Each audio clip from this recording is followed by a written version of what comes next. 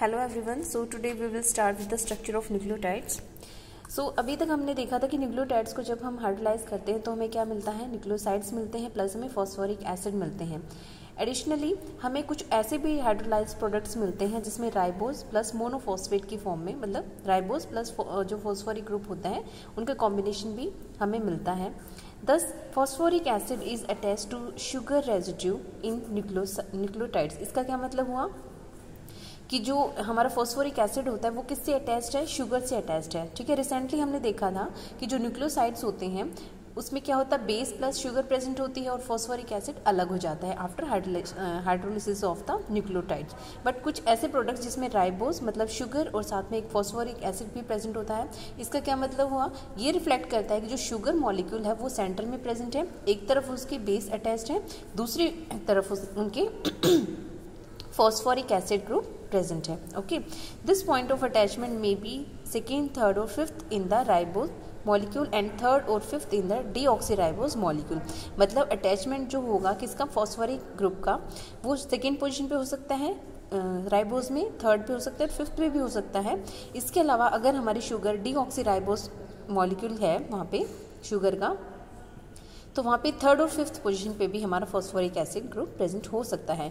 On reduction with hydrogen ribose monophosphate gives phosphoribitol. ठीक है, तो क्या होगा जब भी हम राइबोज मोनोफॉस्फेट को रिड्यूस करेंगे by using hydrogen in the presence of platinum, तो वहाँ पे एक ऑप्टिकली इनएक्टिव हमारा कंपाउंड फॉर्म होता है। Optation of optically inactive means the phosphate residue is attached to the center of the hydroxyl group of the ribose molecule at the position 3।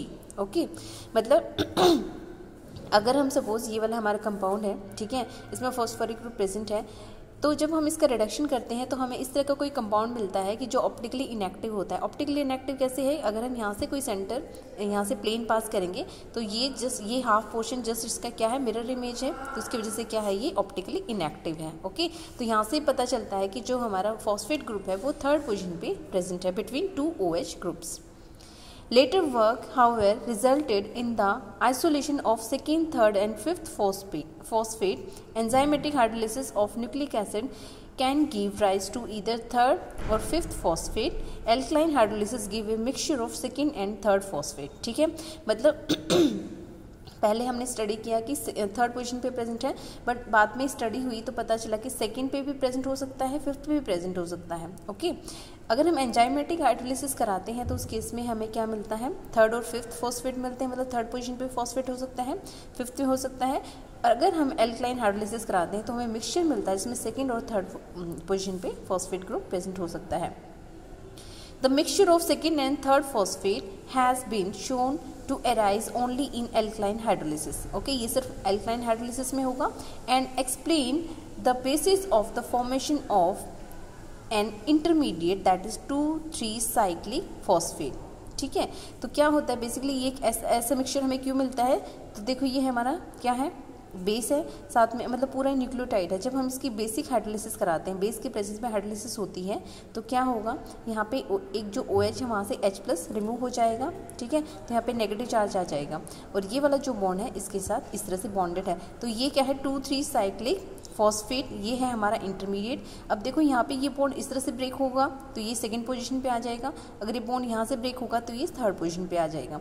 तो इस वजह से हमें क्या मिलता है, यहाँ पे सेकंड और थर्ड पोजीशन पे फॉस्फेट ग्रुप मिलता है, इसलिए इसका मिक्सचर यहाँ पे फॉर्म हो जाता है इन the presence of any base. Okay, after that cyclic 2,3 and 3,5 phosphate have been prepared by synthesis। हम इनको सिंथेसाइज भी कर सकते हैं। Only ribonucleotide 5 phosphate has an adjacent pair of cis hydroxyl group, hence the 5 phosphate can readily be distinguished from its isomers second and third phosphate by means of periodic oxidation। ठीक है, periodic oxidation में क्या होता है कि जो side by side OH group present होते हैं वहाँ पे हम यूज़ करते हैं। ठीक है, तो अगर सेकेंड और थर्ड पोजीशन पे प्रेजेंट होगा तो उसको हम किससे डिस्टिंग्विश कर सकते हैं, फिफ्थ पोजीशन पे उसको उससे डिफ्रेंशिएट कर सकते हैं। ठीक है, This method, however, cannot be differentiated between deoxyribose nucleoside third and fifth phosphate since neither of these contain 2 hydroxyl group. ठीक है, तो इस केस में तो क्या है, हमारा सेकंड और थर्ड पोजीशन पे OH ग्रुप प्रेजेंट होता है जो साइड बाय साइड है, तो यहाँ पे HiO4 जो हमारा ग्रुप होता है, पीरियोडिक ऑक्सीडेशन होता है, पीरियोडिक जो रिएजेंट होता है जो पीरियोडिक ऑक्सीडेशन हमें शो करता है। बट जो अगर हमारा डीऑक्सीराइबोज शुगर है तो उस केस में तो क्या होगा, सेकेंड पोजीशन पे कोई भी OH ग्रुप प्रेजेंट नहीं होता है, तो वहाँ पे हम पीरियोडिक एसिड को यूज़ नहीं कर सकते हैं, तो इससे हम डिस्टिंग्विश कर सकते हैं। The determination of the position of the phosphate residue has been carried out by synthesis and X ray analysis. ठीक है, तो एक्सरे एनालिसिस से भी हम डिटरमाइन कर सकते हैं पोजीशन हमारे फॉस्फेट ग्रुप की। इसके अलावा अगर हम उसके सिंथेसाइज करके देख लें तो भी हमें आइडिया हो जाएगा कि बेसिकली फॉस्फेट ग्रुप कहाँ पे प्रेजेंट है।